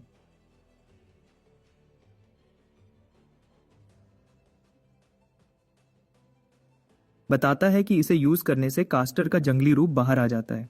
इस वजह से शायोन को लगता है कि इसे और बेहतर बनाना पड़ेगा। फिर भी वो बताता है कि उन्होंने एक्सपेरिमेंट के लिए एक इंसान ढूंढ लिया है, और क्योंकि ये खतरनाक एक्सपेरिमेंट है, असुमा पूछता है कि सब्जेक्ट कौन है। शायोन असुमा को बताता है कि उसके दिमाग में कौन है, और ये सुनकर असुमा शायोन को कहता है कि काम जारी रख, वो उसकी नई जादू पर भरोसा करेगा। अब प्रेजेंट में शायोन इस जादू को चला पाता है और उसका दूसरा रूप बाहर आ जाता है। वो पागल की तरह असुमा पे झपटता है, उसे टुकड़े टुकड़े करने को तैयार। असुमा भी देख सकता है कि बंदा जादू सर्किट बढ़ाकर और बॉडी की ताकत बढ़ाकर बहुत तेज हो गया है। शायोन की तेज स्पीड से असुमा को पीछे पीछे कूदना पड़ता है और शायोन उसका मजाक उड़ाता है, कहता है भाग मत। शायोन की तबाही करने वाली ताकत पूरी तरह बाहर आ चुकी है। असुमा देख सकता है कि उसने 3000 साल पहले की पोटेंशियल जगा दी है। वो समझ जाता है कि बाकी लोगों ने भी एक्सट्रीम हालत में यही किया था। फिर भी असुमा को नहीं लगता कि शायोन अब भी उसके लिए खतरा है। थोड़ी देर बाद शायोन असुमा को कोने में फंसा देता है, जो उसका शुरू से प्लान था। असुमा इम्प्रेस्ड है कि पागल हालत में भी वो सोच समझकर चल रहा है। शायोन खुश है कि सब प्लान के मुताबिक चला और असुमा को कहता है कि अब आखिरी सीक्रेट टेक्निक से तेरा काम तमाम। ये टेक्निक है एक बार में मारने वाली जादू तलवार धुंधला नया चांद की 10 बार एक साथ। असुमा को फिक्र होती है क्योंकि उसे नहीं पता कि वो सीधा इस अटैक को सह भी पाएगा या नहीं। खतरे के बावजूद असुमा को लगता है कि वो ऊपर है। असुमा समझ जाता है कि उसे शायोन के सीक्रेट टेक्निक को रोकना पड़ेगा। इसके लिए असुमा जादू सर्कल बनाता है शायोन के अटैक्स रोकने के लिए। जादू सर्कल एक बड़ा 3 तरफ का लेंस बन जाता है और शायोन का पहला अटैक असुमा के बनाए लेंस को छूता है। शायोन ने जादू सर्कल में जो एनालिसिस स्किल डाली थी उसके अलावा उसने एक नई तरतीब डाली थी। ऑटोमेटिकली एनालाइज करने के बजाय वो सारी जानकारी सीधे असुमा को भेजता है। असुमा फिर अपने दिमाग में सुपर कंप्यूटर की तरह तेजी से एनालिसिस करता है। इस कंप्यूटर से वो रोशनी की स्पीड के करीब जानकारी प्रोसेस कर लेता है। इससे शायोन की तेज वार भी धीमी लगती है क्योंकि रोशनी की स्पीड को हरा नहीं सकती। कितना जबरदस्त है ये समझने के लिए। असुमा ये सब सिर्फ 0.1 सेकंड में कर लेता है। जैसे ही खत्म होता है वो शायोन के अटैक्स रोक देता है और काउंटर करता है, जिससे एक लहर जाती है और शायोन पीछे हट जाता है। लेकिन वो फिर से खुद को संभालकर असुमा पर हमला करता है, लेकिन वो आसानी से उसकी अटैक को रोक देता है। असुमा उसकी तलवार पकड़ लेता है और उसे तोड़ देता है और फिर उसके चेहरे पर जोर से मुक्का मारता है, जिससे वो जमीन पर गिर जाता है। असुमा अपनी तलवार उस पर ताने हुए कहता है कि अब सरेंडर कर दे वरना, और तभी उसे बहुत बुरे तरीके से चाकू मार दिया जाता है। समझ जाता है कि अगर ये जिद्दी और बहादुरी दिखाता रहा तो सच में मर जाएगा। शियोन के पास कोई चारा नहीं बचता और वो सरेंडर कर देता है। असुमा फिर मुस्कुराता है और पूछता है, अब समझ आया अपनी औकात। हार मान चुका होने के बाद शियोन पूछता है कि तूने मेरा अटैक कैसे पहचान लिया, ये इंसान के दिमाग से पॉसिबल ही नहीं है। असुमा मुस्कुराता है और उसकी कंफ्यूजन समझ जाता है। फिर बताता है कि मैंने मैजिकल एनालिसिस के अंदर जो क्वांटम कंप्यूटर है उसका प्रिंसिपल यूज किया, जिससे मेरे दिमाग में तेज कैलकुलेशन चलती है। शियोन ये सुनकर बिल्कुल हैरान नहीं होता और असुमा कहता है कि साइंस पुराने मैजिक के साथ बहुत अच्छा काम करती है। लेकिन असुमा बताता है कि ये सब जवाबी उपाय बनाने का क्रेडिट इजुया को जाता है। लड़ाई से पहले इजुया ने असुमा को बताया था कि शियोन के अंदर एक अग्रेसिव अलग पर्सनैलिटी है, एक नॉर्मल वाली और एक गुस्से वाली। उसने कहा था कि जब तक उस अग्रेसिव वाली को हरा नहीं देते तब तक सावधान रहना। शियोन यकीन नहीं करता कि कोई आम जादूगर ऐसा कर सकता है और असुमा मुस्कुराता हुआ कहता है कि मैं कोई आम जादूगर नहीं हूँ, मैं ग्रैंड जादूगर हूँ। इसी बीच स्टूडेंट्स खुशी से झूम उठते हैं और असुमा की जीत मनाते हैं और स्टैंड्स में लिली से ज्यादा खुश कोई नहीं है। लड़ाई खत्म होने के बाद शियोन की हार की खबर पूरे जगह फैल जाती है और सबको पता है कि ये बात आने वाली कई पीढ़ियों तक याद रहेगी। असुमा को शियोन को हराने की वजह से रिवॉर्ड मिलता है और उसकी प्रमोशन ए रैंक तक हो जाती है, जिसमें कुछ एक्स्ट्रा फायदे हैं जैसे मैजिक एनालिसिस रूम में ज्यादा टाइम बिताने की परमिशन। असुमा खुश होता है क्योंकि अब हर रोज परमिशन लेने की जरूरत नहीं पड़ेगी और इससे उसका मिशन भी जल्दी पूरा हो जाएगा। असुमा एक्साइटेड है कि क्वांटम कंप्यूटर से आगे क्या क्या बनेगा। उसी दिन शाम को असुमा घर वापस आता है और समझता है कि पुनर्जन्म को 1 हफ्ता हो गया और मॉडर्न जमाने की समझ भी गहरी हो गई। जमीन के बारे में भी काफी कुछ सीख लिया और ये भी पता चला कि 3000 साल पहले और आज के बीच एक बड़ी कल्चरल टूट फूट हुई थी। मतलब कुछ चीजें पुराने से नए जमाने तक आईं और कुछ नहीं। इस टूट फूट का नाम है ग्रेट कैलामिटी। इस वजह से मैजिक कमजोर हो गया और साइंस बढ़ गया। असुमा खुश है कि पूरा खत्म नहीं हुआ, बस कम हो गया। पुराना मैजिक छोटा सा ग्रुप बन गया और कल्ट की तरह ट्रीट किया जाने लगा, लेकिन साइंस की ताकत से फिर से फेमस हो गया। साइंस की मदद से मॉडर्न मैजिक बनाया गया जो कोई भी यूज कर सकता है पुराने मैजिक के मुकाबले में जिसके लिए टैलेंट चाहिए था। और ये सोचकर देखो, जो किंगडम ने पहले असुमा को धोखा दिया था वो अब खत्म हो चुका है। लेकिन जब से असुमा को अपने 3 पुराने साथियों से मुलाकात हुई, वो समझ जाता है कि मीवन भी एकेडमी के अंदर कहीं है। और ये भी लगता है कि जो किंग ने उसको पहले धोखा दिया था वो भी मॉडर्न टाइम में मौजूद है। तभी असुमा का अलार्म बजता है और उसे याद आता है कि एक रिपोर्ट बनानी है जिसका डेडलाइन है। असुमा समझता है कि ये रिपोर्ट पुराने टाइम में उसी ने इन्वेंट की चीज के बारे में थी। चूंकि वो खुद उसका शुरुआत करने वाला है, वो कॉन्फिडेंट है कि जल्दी खत्म कर देगा।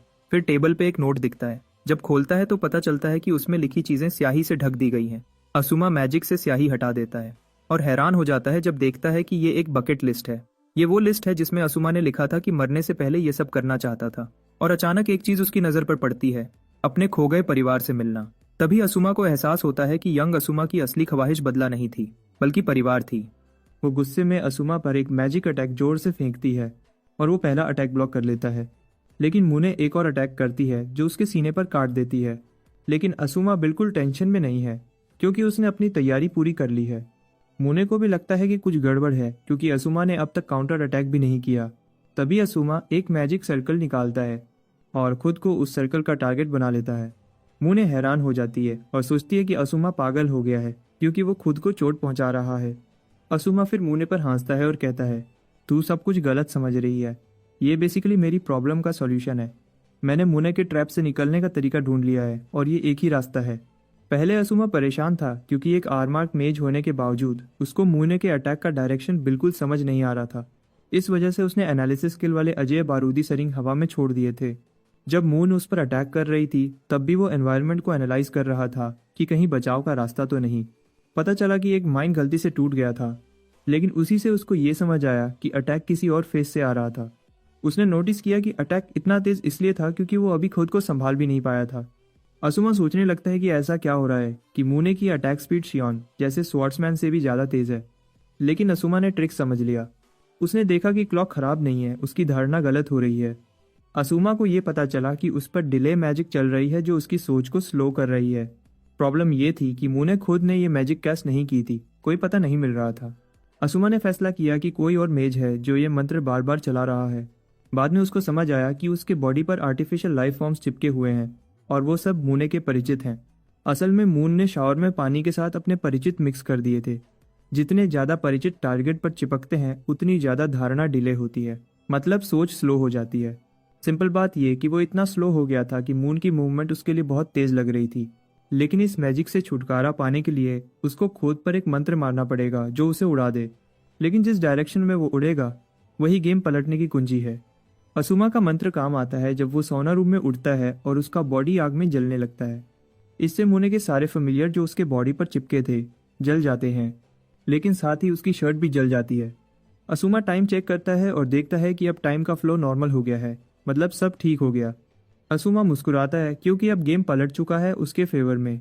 मून डर जाती है जब उसे पता चलता है कि उसके मैजिकल क्रीचर्स जल गए हैं और सोचती है कि ये कैसे जान लिया इसने। लेकिन वो सोचती है कि वो सेफ है क्योंकि उसने अपना दूसरा ट्रैप अभी तक नोटिस नहीं किया। लेकिन असुमा उसे शॉक कर देता है और कहता है कि मैं देख रहा हूँ कि तेरे बॉडी पर भी वही मैजिकल लाइफ फॉर्म्स हैं। असुमा कहता है कि उनका मैजिक हाई स्पीड और चपलता देता है, मतलब डीले और एक्सेल का मिक्सचर। असुमा कहता है कि तू इन दोनों मंत्रों के साथ मिलाकर ये ट्रैप चलाती है। मुने पूरा शॉक में चली जाती है क्योंकि असुमा ने सब कुछ समझ लिया। मुने फिर पहले अटैक करने का फैसला करती है और हाई स्पीड अटैक करती है, लेकिन अब ये असुमा की नई धारणा के सामने काम नहीं करती। मुने असुमा के पीछे दिखती है और उस पर पावरफुल aqua लेजर छोड़ती है, लेकिन अटैक लगते लगते असुमा गायब हो जाता है। अचानक असुमा उसके पीछे आ जाता है। जब वो भागने की कोशिश करती है तो समझ जाती है कि कोई चांस नहीं, असुमा ने सारे रास्ते बंद कर दिए हैं। असुमा उसे बताता है कि अब तू भाग नहीं सकती। वो कहता है कि अब मैं तेरे सारे मोनो को खत्म कर दूंगा। असुमा फिर उस पर एक जबरदस्त मैजिकल अटैक मारता है जो उसकी मैना को तोड़ देता है और वो बिल्कुल बेबस हो जाती है। मुंह ने घुटनों पर गिर जाती है और हैरान होकर देखती है कि हरमाना हवा में गायब हो जाता है। असुमा उसके पास आता है और कहता है कि मैच खत्म, अब ज़्यादा रेजिस्ट मत कर। अचानक असुमा को कुछ अजीब लगता है। उसे पता चलता है कि मुने असल में लड़का है और वो पूछता है, क्या यही बात थी जब तूने कहा था कि मेंस वॉशरूम में रहकर तू सही जगह पर है? ये देखकर असुमा बिल्कुल शॉक हो जाता है और सोचता है कि ये तो बड़ा ट्विस्ट है। आसुमा उसकी बात को इग्नोर करता है और पूरी कोशिश करता है ये समझने की असल में हो क्या रहा है। पहले तो सोचता है कि टेलीपोर्टेशन मैजिक है, लेकिन फिर उस आइडिया को रिजेक्ट कर देता है क्योंकि कोई जादू का पता नहीं मिल रहा। वो डिसाइड करता है कि उसके साथ खेलता रहेगा और देखता रहेगा कि उसका प्लान क्या है। कपड़े पहनते हुए म्यूने देखती है कि असुमा बहुत सावधान खड़ा है और वो उसे कहती है कि रिलैक्स हो जा, क्योंकि अगर वो उसे चोट पहुंचाना चाहती तो अब तक पहुंचा चुकी होती। वो असुमा को बताती है कि बस वो चाहती है कि वो उसके बारे में सब कुछ जान ले पहले, फिर फैसला करे। असुमा कंफ्यूज हो जाता है क्योंकि समझ नहीं आता कि सब कुछ जानना का मतलब क्या है। जब उसे लगता है कि असुमा के अंदर काफी डर बैठ गया है, तब म्यून अपना इंट्रोडक्शन देती है। कहती है कि वो एक आइडल है जिसके 3 मिलियन से ज्यादा फॉलोअर्स हैं। बहुत फैशनेबल तरीके से अपना इंट्रो देती है, लेकिन असुमा पर कोई असर नहीं होता। वो बस बेहतर नजरों से देखता रहता है। अंदर ही अंदर वो उसके मूव्स समझने की कोशिश कर रहा है, क्योंकि 3000 साल पहले के उसके मूव्स उसको पहले से पता है। असुमा जानता है कि अगर उसके इम्यून सीक्रेट्स नहीं समझ पाया तो बहुत खतरनाक हो सकता है, क्योंकि कोई प्राचीन जादू का साइन नहीं दिखता। वो सोचता है कि शायद जी उठने के बाद उसने कोई नया मैजिक सीख लिया हो। म्यू ने जल्दी ही नोटिस करती है कि असुमा कितना टेंस है और वो डिसाइड करती है कि अब अपने बारे में बता देगी। यही तो असल वजह थी उसे अकेला पाने की। म्यू ने शुरू करती है जानवरों के एग्जाम्पल्स देकर जो अपने मर्द को खा जाती है। कहती है कि दुनिया में बहुत से जानवर ऐसे हैं जो अपने मर्द को खा जाते हैं और वो इस बिहेवियर को बिल्कुल बेकार और बेवकूफ़ी भरा मानती है। फिर म्यून रिवील करती है कि वो खुद उल्टे चाहती है कि कोई बेहतर मर्द उसे हावी करे और खा जाए, लेकिन वीक मर्द नहीं चाहती, बस वो स्ट्रॉन्ग मर्द जो उससे भी ज्यादा पावरफुल हो। वो कहती है कि असुमा से बेहतर खुशबू आ रही है, जो S4 के बाकी 3 मेंबर्स को हरा चुका है। अचानक वो ये भी कह देती है कि असुमा सैडिस्ट है। असुमा ये सुनकर शॉक हो जाता है क्योंकि समझ नहीं आता कि उसे ये आइडिया कहाँ से आया। म्यू ने मानती है कि वो दोनों परफेक्ट मैच हैं, इसलिए वो उसकी ताकत टेस्ट करना चाहती है। वो एक स्लैश मारती है जो असुमा के बहुत पास से गुजरता है और उसके बाल काट देता है। ये देखकर असुमा की रीढ़ में सर्दी दौड़ जाती है, क्योंकि वो जानता है कि अगर वो उस स्लैश को सेंस नहीं कर पाया तो मर जाता। वो कांपने लगता है क्योंकि ये स्पीड शायोन के तलवार से वार से भी तेज लग रही है। असुमा इस आइडिया को रिजेक्ट करता है और कहता है कि इसके पीछे कोई और ट्रिक है। म्यू ने असुमा को स्माइल देकर कहती है कि उसे डिसअपॉइंट मत करना, और असुमा अब खुद को संभालकर म्यून के राज को पूरी तरह समझने की कोशिश करता है। असुमा अपने आसपास को देखता है और सब कुछ याद कर लेता है जब म्यून की अटैक से उसकी बांह पर स्लैश लग जाती है। पता भी नहीं चलता कि दूसरा वार उसकी टांग पे लग जाता है और म्यून कहती है कि अगर तू मुझे हरा दे तो जो चाहे कर सकता है मेरे साथ, लेकिन अगर तू मुझ पर उंगली भी न रख पाया तो मैं तुझे मार दूंगी। फिर कहती है कि अगर मरना नहीं चाहता तो मेरे सामने झुक जा और पैरों में गिर जा। म्यून कहती है कि जैसे सैडिस्ट को तोड़ना उसके लिए बड़ा मजा है। ये सब कहते हुए असुमा बिल्कुल चुप रहता है और म्यू ने उसके बॉडी पर डैमेज देती रहती है। म्यू ने उसका मजाक उड़ाती है और कहती है कि इतना डर गया है कि मूव भी नहीं कर रहा, बिल्कुल डिसअपॉइंट कर दिया तूने। वो ये भी कहती है कि असुमा के लड़ने न चाहने से उसे बहुत दुख हो रहा है। आखिरकार असुमा चुप्पी तोड़ता है और म्यू ने सोचती है कि अब ये जिंदगी मांगेगा, लेकिन असुमा कहता है कि तू गलत समझ रही है। मैं बस ये कहना चाहता हूँ कि मैं कभी भी झुकूंगा या जिंदगी नहीं मांगूंगा। असुमा ये भी कहता है कि मुझे तुझसे कोई पसंद भी नहीं है। ये सुनकर मुने के अंदर गुस्सा भर जाता है। असुमा आगे कहता है कि तेरे मजबूत मर्द और प्रभुत्व वाली बातें मुझे कंसर्न नहीं करती, और ये भी कहता है कि मुझे कोई लवर बनाने की इच्छा भी नहीं है। असुमा मुने का मजाक उड़ाता है कि तू सोचती है मुझको कंट्रोल कर लेगी, हम दोनों अलग लेवल पर हैं क्योंकि मैं तुझसे बहुत ज्यादा स्ट्रांग हूँ। ये सुनकर मुने गुस्से से पागल हो जाती है और असुमा को कहती है कि अपने लफ्जों को साबित कर, सिचुएशन पलट दे, क्योंकि जो मर्द मुझसे प्यार नहीं कर सकता उसका जीने का कोई हक नहीं है। वो गुस्से में असुमा पर एक मैजिक अटैक जोर से फेंकती है और वो पहला अटैक ब्लॉक कर लेता है, लेकिन मुने एक और अटैक करती है जो उसके सीने पर काट देती है। लेकिन असुमा बिल्कुल टेंशन में नहीं है क्योंकि उसने अपनी तैयारी पूरी कर ली है। मुने को भी लगता है कि कुछ गड़बड़ है क्योंकि असुमा ने अब तक काउंटर अटैक भी नहीं किया। तभी असुमा एक मैजिक सर्कल निकालता है और खुद को उस सर्कल का टारगेट बना लेता है। मुने हैरान हो जाती है और सोचती है कि असुमा पागल हो गया है क्योंकि वो खुद को चोट पहुंचा रहा है। असुमा फिर मुने पर हंसता है और कहता है, तू सब कुछ गलत समझ रही है, ये बेसिकली मेरी प्रॉब्लम का सॉल्यूशन है। मैंने मुने के ट्रैप से निकलने का तरीका ढूंढ लिया है और ये एक ही रास्ता है। पहले असुमा परेशान था क्योंकि एक आर्मार्क मेज होने के बावजूद उसको मुने के अटैक का डायरेक्शन बिल्कुल समझ नहीं आ रहा था। इस वजह से उसने एनालिसिस स्किल वाले अजय बारूदी सरिंग हवा में छोड़ दिए थे।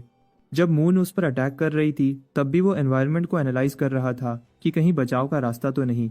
पता चला कि एक माइन गलती से टूट गया था, लेकिन उसी से उसको ये समझ आया कि अटैक किसी और फेस से आ रहा था। उसने नोटिस किया कि अटैक इतना तेज इसलिए था क्योंकि वो अभी खुद को संभाल भी नहीं पाया था। असुमा सोचने लगता है कि ऐसा क्या हो रहा है कि मुने की अटैक स्पीड शियोन जैसे स्वॉर्ड्समैन से भी ज़्यादा तेज है। लेकिन असुमा ने ट्रिक समझ लिया। उसने देखा कि क्लॉक खराब नहीं है, उसकी धारणा गलत हो रही है। असुमा को ये पता चला कि उस पर डिले मैजिक चल रही है जो उसकी सोच को स्लो कर रही है। प्रॉब्लम ये थी कि मुने खुद ने ये मैजिक कैस्ट नहीं की थी, कोई पता नहीं मिल रहा था। असुमा ने फैसला किया कि कोई और मेज है जो ये मंत्र बार बार चला रहा है। बाद में उसको समझ आया कि उसके बॉडी पर आर्टिफिशियल लाइफ फॉर्म्स चिपके हुए हैं और वो सब मूने के परिचित हैं। असल में मून ने शावर में पानी के साथ अपने परिचित मिक्स कर दिए थे।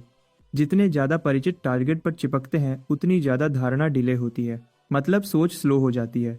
सिंपल बात यह कि वो इतना स्लो हो गया था कि मून की मूवमेंट उसके लिए बहुत तेज लग रही थी। लेकिन इस मैजिक से छुटकारा पाने के लिए उसको खुद पर एक मंत्र मारना पड़ेगा जो उसे उड़ा दे।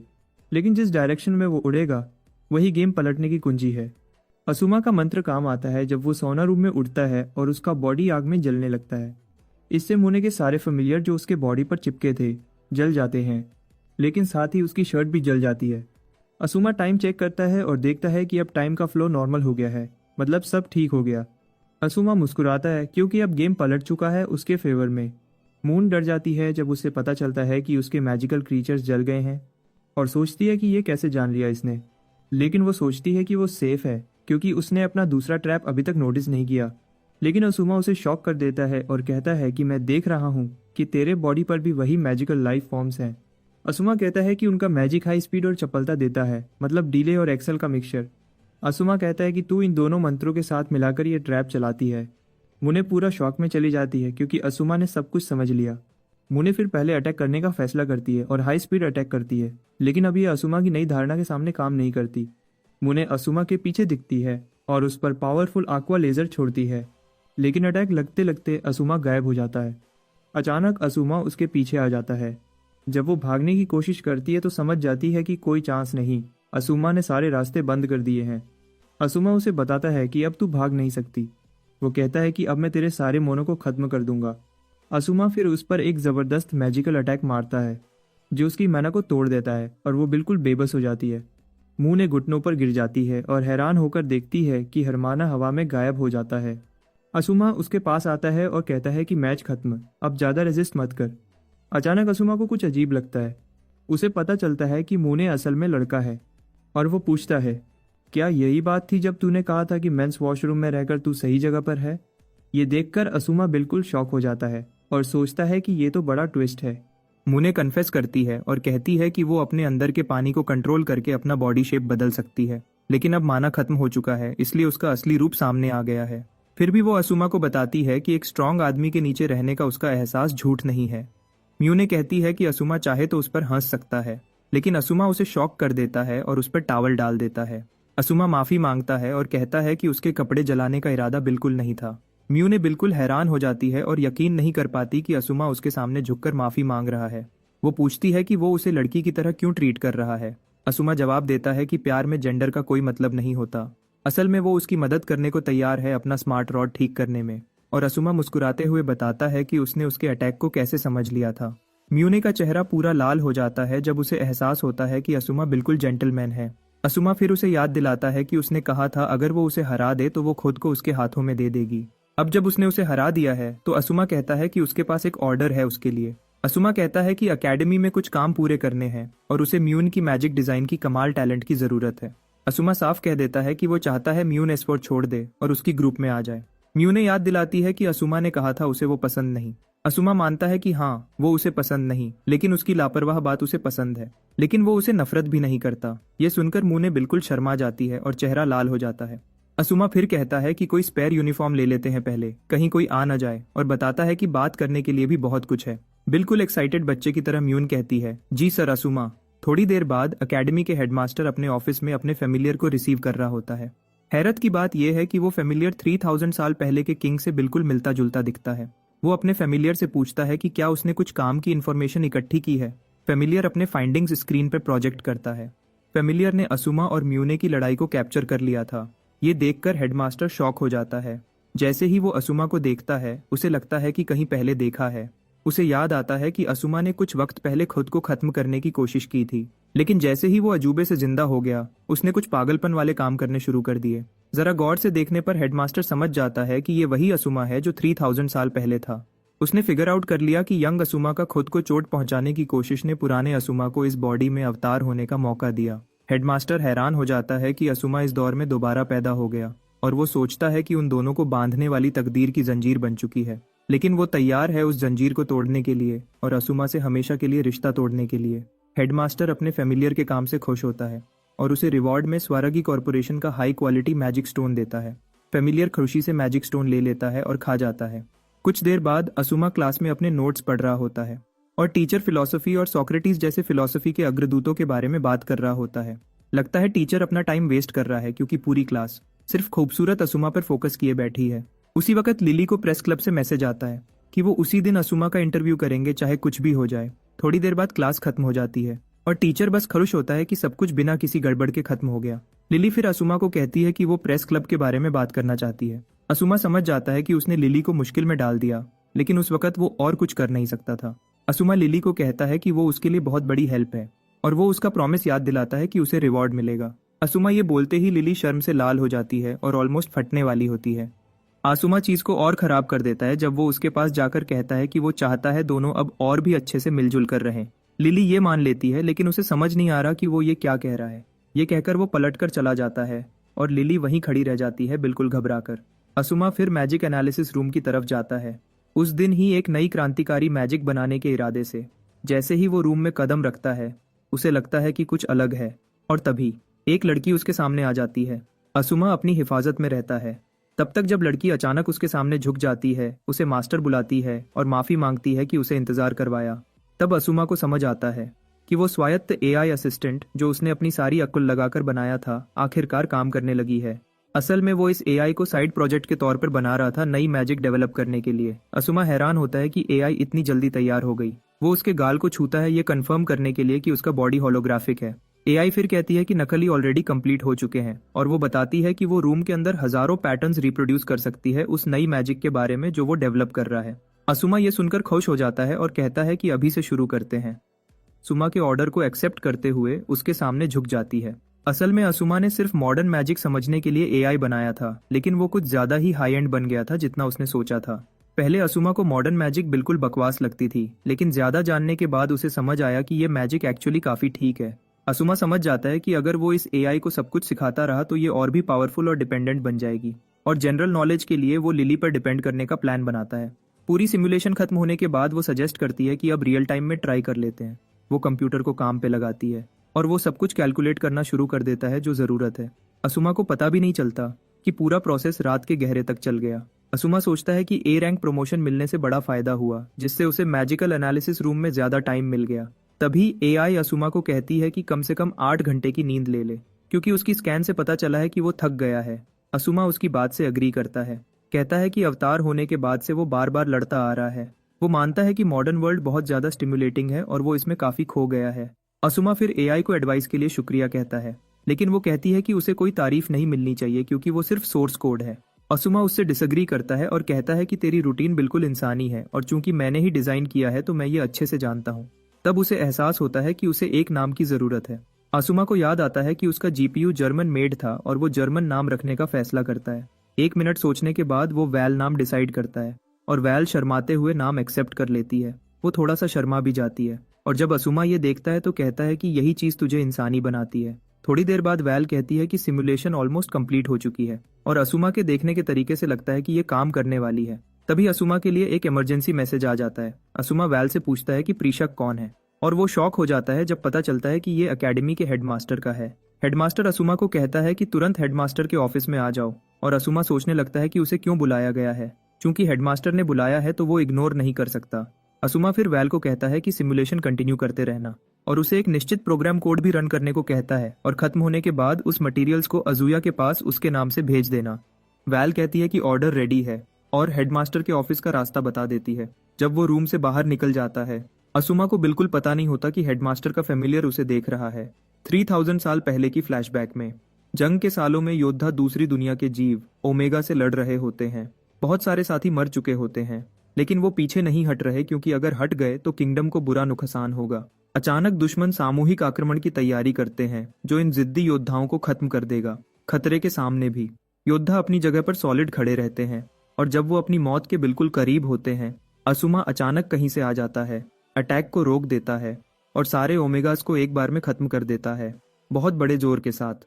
जब धूल बैठ जाती है योद्धा उसे मदद के लिए शुक्रिया कहते हैं और वो कहता है कि सिचुएशन सेनेट को रिपोर्ट कर दो असुमा इधर उधर देखता है और खुद को डांटता है कि मरने वालों को बचा नहीं पाया। थोड़ी देर बाद उसके साथी लड़ाई के मैदान पर आ जाते हैं। चारों को भी गुस्सा है कि वो लेट हो गए, जिससे कितने ही योद्धा मर गए। इजुया फिर कहता है कि कम से कम इस बात से तसल्ली लेते हैं कि हमलावर को खत्म कर दिया। म्यून इन क्रीचर्स के बारे में फिक्र करती है क्योंकि मैजिकल विश्वकोश में इनका कोई जिक्र नहीं। शायोन बताती है कि ये क्रीचर्स बिल्कुल अचानक आए, जैसे किसी और दुनिया से। असुमा अपने साथियों को कहता है कि इन परेशान करने वाले हमलावरों के खिलाफ हमेशा अलर्ट रहना पड़ेगा। अचानक किंग मेल वहां पहुंच जाता है उनके काम की तारीफ करने। असुमा तुरंत उसके सामने झुक जाता है स्वागत करने के लिए और किंग उसे खड़े होने को कहता है। असुमा किंग को कहता है कि यहाँ से चले जाओ क्योंकि खतरा है, और मेल कहता है कि उसे पता है, लेकिन वो खुद आंखों से देखना चाहता है। और असुमा को शुक्रिया कहता है क्योंकि उसने हमलावर को पहली बार देखा। असुमा बताता है कि सब कुछ बिल्कुल वैसा ही हुआ जैसा मेल ने कहा था। हाँ, कैजुअल्टीज हुए हैं, लेकिन हमलावर रुक गए। मेल असुमा के काम की तारीफ करता है और अचानक नोटिस करता है कि उसकी बाहों पर चोट है। असुमा कहता है फिक्र मत करो, बस चोट लगी है, लेकिन मेल सुनता नहीं। अपने रोब का एक टुकड़ा फाड़ता है और उससे असुमा की बाह बांध देता है, जिससे असुमा हैरान हो जाता है। मेल कहता है कि उसके पास दूरदर्शिता के अलावा कोई पावर नहीं, इसलिए असुमा की मदद करना उसके लिए बड़ी बात नहीं। मेल कहता है कि किंगडम के लोगों की हिफाजत करना उसका काम है। असल में किंगडम में एक लेजेंड है बुक ऑफ विजडम के मैजिक स्टाफ के बारे में। मेल मानता है कि असुमा वो स्टाफ है और वो खुद वो बुक है। असुमा किंग के लफ्जों से इज्जत महसूस करता है और मेल कहता है कि वो उस पर भरोसा कर रहा है। अब प्रेजेंट टाइम में असुमा सोचता है कि हेडमास्टर के ऑफिस जाते हुए ये पुरानी याद क्यों आ रही है। थोड़ी देर बाद असुमा ऑफिस पहुंच जाता है और उसे अंदर आने को कहा जाता है, लेकिन अंदर जाते ही वो हैरान हो जाता है क्योंकि वहां कोई नहीं होता। अचानक नीचे एक मैजिक सर्कल दिखने लगता है और ऊपर भी, और वो खुद को बिल्कुल अलग जगह पे पाता है। उसे समझ आता है कि अभी अभी उसे कहीं भेज दिया गया है, टेलीपोर्टेशन मैजिक से भेजा गया है। वो अभी भी अपनी सिचुएशन समझने की कोशिश कर रहा होता है। तभी दूर से हेडमास्टर का फेमिलियर उसे घूरता हुआ दिखता है। तब आखिरकार असुमा को एहसास होता है कि वो ट्रैप में फंस गया है।